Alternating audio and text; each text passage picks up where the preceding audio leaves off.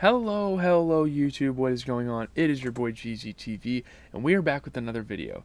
And in this video, we are going to be reviewing the original 1981 movie, The Evil Dead. It is obviously a supernatural horror film. You guys should know what the franchise is about. And so yeah, we're going to get into the plot, we're going to get into like my review, other people, what they're thinking, kind of like the general consensus. So let's get into it.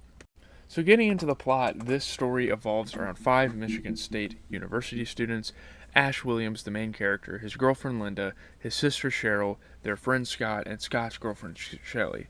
They go on vacation at an isolated cabin in rural Tennessee. Now, I don't know what kind of fucking vacation this is, but whatever. So, as they approach the cabin, they notice the porch swing move on its own, and it stops as they grab, like, as Scott grabs the doorknob, to open it. So while Cheryl draws a picture of a clock, the clock stops and she hears a faint, demonic voice tell her to join us. So, like, there's obviously red flags. Like, this is a normal horror movie. It's like, there's, like, completely normal characters in it, and they notice something weird about this house that they're taking a vacation in. Her hand becomes possessed, turns pale, and draws a picture of a book with a demonic face on its cover, and this alludes to what will happen in the later movie, later in the movie, with the book being introduced. Okay. Although shaken, she does not mention the incident, which is stupid because maybe you should let people know if there's shit wrong. So when the cellar trapdoor flies open during dinner, Shelly, Linda, and Cheryl remain upstairs as Ash and Scott investigate the cellar. This is normal stuff. You have the men go do everything, you know? That's kind of like a normal movie trope, I guess. Horror movie trope especially. They find the Naturum Demonto, a Sumerian version of the Egyptian Book of the Dead, along with archaeologist Raymond Noby's tape recorder, and they take the items upstairs. This house is obviously a part of something huge. Obviously, someone huge used to live here. And yeah, Scott plays a tape of incantations that resurrect a demonic entity, and this pretty much fucking haunts them. Cheryl yells for Scott to turn off the tape recorder, and a tree branch breaks one of the cabin's windows. Now, obviously, this was like perfect horror timing because, I mean, yeah, obviously, as they're watching like this haunting shit, other things happen in the background, and obviously, people are getting very scared, getting very paranoid, like, oh shit, this house is a part of something really fucked up that happened. Later that evening, an agitated Cheryl goes into the woods to investigate strange noises, where she is attacked and raped by demonically possessed trees. Yeah, I already knew kind of going into this franchise that there were some very fucked up aspects of the movies, but getting raped by tree branches is kind of fucking crazy. I don't know, that was definitely pushing the boundaries, maybe even for the 80s. I don't know. Maybe that was acceptable. I wasn't alive during the time, so I guess I can't really say. So yeah, when she escapes and returns to the cabin bruised and anguished, Ash agrees to take her back into town, only to discover that the bridge to the cabin has been destroyed and they are pretty much stuck here. They can't escape by car, they're pretty much stuck at this cabin. Cheryl panics as she realizes that they are now trapped and the demonic entity will not let them leave. Like, she's telling them there's a demonic person out here that is going to fucking attack us. Back at the cabin, Ash listens to more of the tape, learning that the only way to kill the entity is to dismember a possessed host. Cut one of their limbs off, pretty much. So yeah, they're learning more about this, which is good, you know. As Linda and Shelly play spades, Cheryl correctly calls out the cards without looking at them, succumbs to the entity, and levitates. So this is pretty much the first, like, confirmation of, oh shit, these people are here. Like, this evil presence is here. In a raspy, demonic voice, she demands to know why they disturbed her sleep and threatens to kill everyone. And yeah, I mean, honestly, the old, like, demonic voices that were used in horror movies, very fucking cringy now. Like, obviously, as a kid, I was pretty terrified. I can't really remember what movies, maybe like Poltergeist was used. I don't remember what movies. It used to creep me out, but now it's just annoying and cringy. I don't know. So maybe this movie hasn't aged well in that regard, and overall, this movie hasn't aged well at all. Anyway. So yeah, she stabs Linda in the ankle with a pencil and throws Ash into a shelf. Like, obviously a very strong demon. We know demons are strong in movies. Scott knocks Cheryl into the cellar and locks her inside. So yeah. Everyone fights about what to do. Like, what the hell are we going to do? There's demons in our house. This is not good. Having become paranoid upon seeing Cheryl's demonic transformation, Shelley lies down in her room but is drawn to look out of her window, where a demon crashes through and attacks her, turning her into a deadite, which is apparently like a big part of the franchise. I don't know how many more movies of this franchise I'll ever watch. I'm kind of watching this for the Scratch It, and I kind of forgot to show you guys, but yeah. I got the Scratch It movie poster, and there you go, the Evil Dead pictures on there. I obviously already did Your Next, so the Evil Dead is on there. That's why I watched the movie. Would I have watched it for other reasons? Maybe eventually, maybe if I ran out of movies to watch, but there you have it. So yeah, she attacks Scott before he throws her into the fireplace. Obviously, Shelley does. She slashes her wrist and then stabs her in the back with a Sumerian dagger, apparently killing her. So this dagger takes out demons. Now, there's always a weapon in horror movies that like take out the demons, so that's kind of what this is.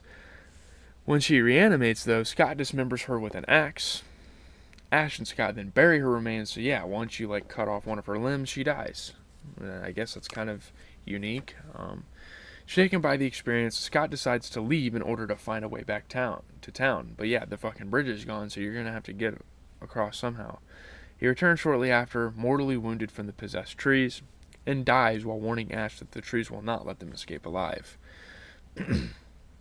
So yeah, if you try to leave this place, these trees are like gonna fucking attack you. That when Ash checks on Linda, he is horrified to find that she has become possessed. So now the possession has hit 3 different people. She attacks him, but he stabs her with the Sumerian dagger, pretty much fatiguing her and putting her out. Unwilling to dismember her, he buries her instead, which was a fucking stupid idea because that's what the cover here kind of alludes to. She revives and attacks him, forcing her to decapitate her with a shovel. Her headless body bleeds on his face, and it tries to rape him. Again, why were they so infatuated with rape in horror movies? I don't know. Don't ask me. He manages to escape as Linda dies, and then retreats back to the cabin. So, I mean, part of him is kind of grieving the fact that she died, but then again, I don't know. Like, you want these evils to be out of your life. Back inside, Ash discovers that Cheryl has escaped the cellar. Like, that was kind of one of the more iconic parts of the film. You have this demon, like, trapped in the cellar. Cheryl eludes Ash and attempts to choke him. Ash escapes her grasp, then shoots Cheryl in the jaw with a shotgun they found in the basement. As Ash is barricading the door, Scott reanimates into a deadite. So now it's pretty much a 2v1 situation. Scott attacks Ash and inadvertently knocks the Naturum Demonto close to the fireplace. So when you burn this, it pretty much burns the demons. Like, this is like their lifeline right here. Ash gouges Scott's eyes out and pulls a tree branch from Scott's stomach, causing him to bleed out and fall to the ground. Cheryl breaks through the trapdoor and knocks Ash to the floor. I thought she escaped the trapdoor? I don't know. As Scott and Cheryl continue to attack Ash on the ground, Ash grabs the Naturum Demonto and throws it into the fireplace, and this pretty much is what defeats the demons. While the book burns, the deadites freeze in place, then begin to rapidly decompose, kind of like what Thanos kind of does when he snaps his fingers, you know? Large appendages burst from both corpses, covering Ash in blood, and that was kind of like a cool moment, like the house and everything just started bleeding. I thought that was kind of cool. The bodies of Scott and Cheryl then completely decompose. Dawn breaks, and Ash stumbles outside. Like, it's kind of like a common thing in horror movies to, like, take all night to defeat demons, and then it's like the morning, it's like that sort of thing. So as Ash walks away from the cabin, an unseen demon moves rapidly through the forest, rushes through the cabin, and attacks him as he screams in terror.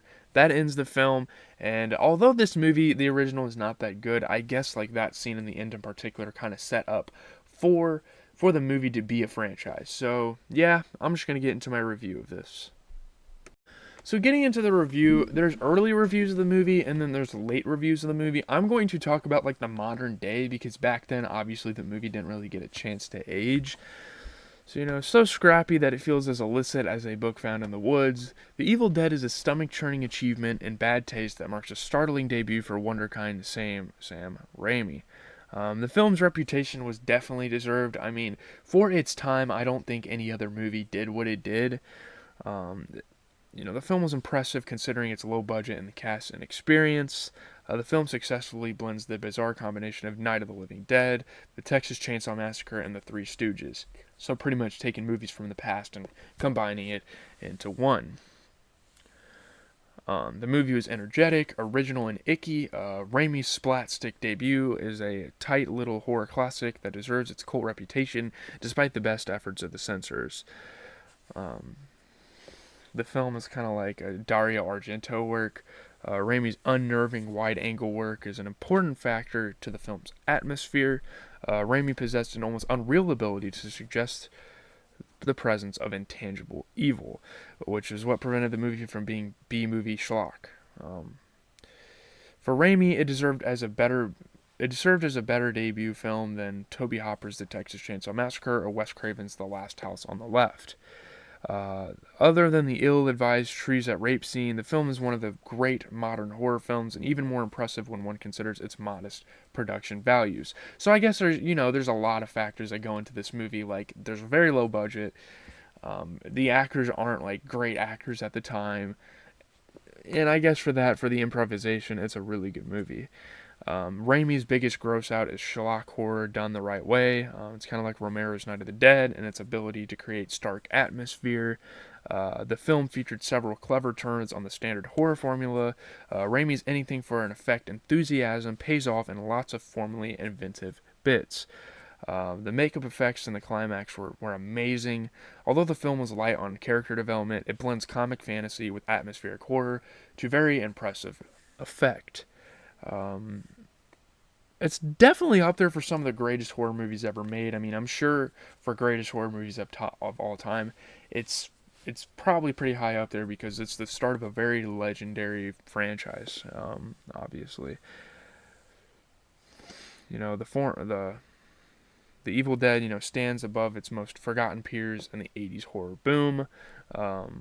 Yeah, so it's definitely a classic. So what is unquestionable is that the Raimis and their pals created a monster in The Evil Dead. It started as a disastrous failure to obtain a big break with a too perilous shoot. Note Campbell's changing hairstyle in the various scenes of the one-day plot. The film went through name changes and bannings only to survive as not only the ultimate experience in grueling horror, but as an oft imitated and cashed in on classic with 30 years of nothing but positivity to prove it. I mean, there's not really bad things to say about the film. It's just, it's unpleasant. Like, obviously watching it is super unpleasant. And that's probably a good thing. That's what this movie was probably aiming for. Don't take the thumbnail the wrong way. Like, I somewhat like this movie a little bit, I don't think it's one of the better movies. I don't think it's necessarily a great movie. I don't know how many times I'd ever return to it. But Raimi as a director does really well at kind of making you feel uncomfortable, and I feel like that's going to set the tone, or that did set the tone for kind of what this series is. So on that note, leave a like, comment, subscribe. I am out, guys. Have a good rest of your day. Once a week we are going to be doing a formal movie review, and yeah, there's that. Peace.